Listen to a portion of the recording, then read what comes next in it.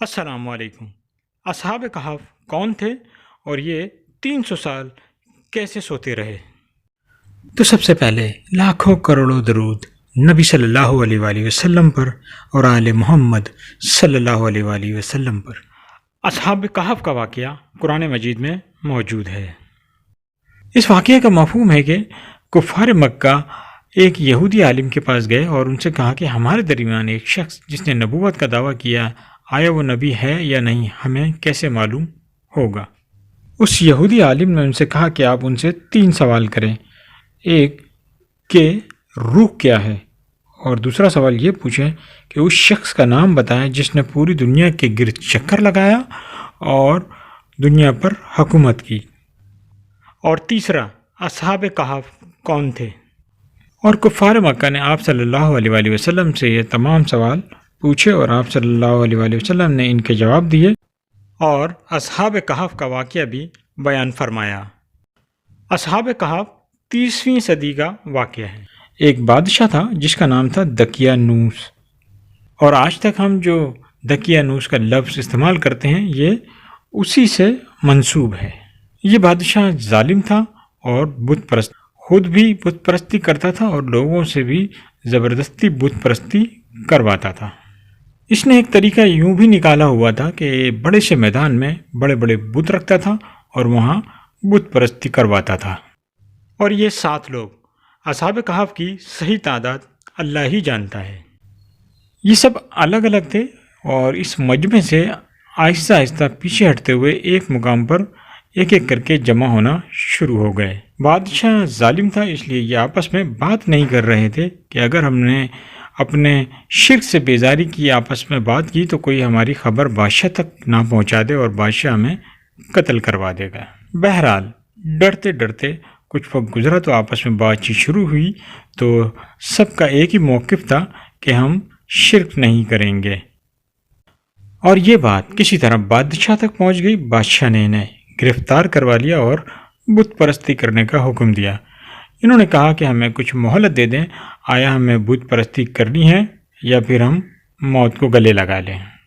انہوں نے دعا کی، اے ہمارے رب، ہم پر رحم فرما اور جو بھلائی کا راستہ ہے وہ ہمیں دکھا۔ اللہ نے ان کے دلوں میں بات ڈالی اور یہ غار میں جا کر چھپ گئے۔ کہف کے معنی ہیں غار، اور ان کے ساتھ ایک ان کا کتا بھی تھا۔ ان کی تعداد کے بارے میں اللہ تعالیٰ نے فرمایا کہ کوئی کہے گا یہ 3 تھے اور چوتھا ان کا کتا، اور کوئی کہے گا یہ 5 تھے، چھٹا ان کا کتا، اور کوئی کہے گا یہ 7 تھے، 8واں ان کا کتا۔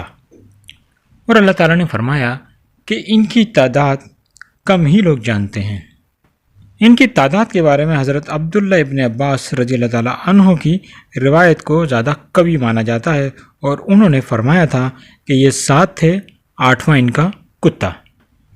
اللہ تعالیٰ نے فرمایا کہ یہ غار میں لیٹے اور ہم نے ان کو تھپکی دی اور یہ کئی سال تک سوتے رہے۔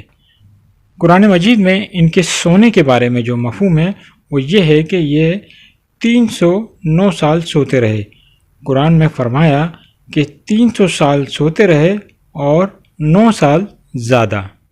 اللہ تعالیٰ نے فرمایا ہم انہیں کروٹیں دیتے رہے اور سورج بھی ان پر براہ راست نہیں پڑتا تھا، اور ان کا کتا غار کے منہ کے پاس ٹانگیں پھیلائے بیٹھا ہوا تھا۔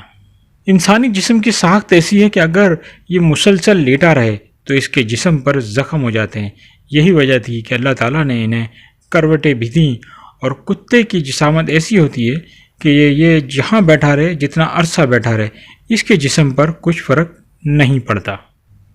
اللہ تعالیٰ نے فرمایا کہ اگر کوئی شخص اس منظر کو دیکھ لیتا تو اس پر ہیبت طاری ہو جاتی، یعنی اس منظر کو دیکھنے کی ہمت کسی میں نہیں تھی۔ اور جب اللہ نے انہیں جگایا تو یہ آپس میں بات کرنے لگے کہ ہم کتنا سوئے، تو کسی نے کہا کہ 1 رات، اور کسی نے کہا کہ اس سے بھی کچھ کم۔ پھر آپس میں بات کرنے لگے کہ بھوک لگی ہے، کھانے کا کچھ بندوبست کرتے ہیں۔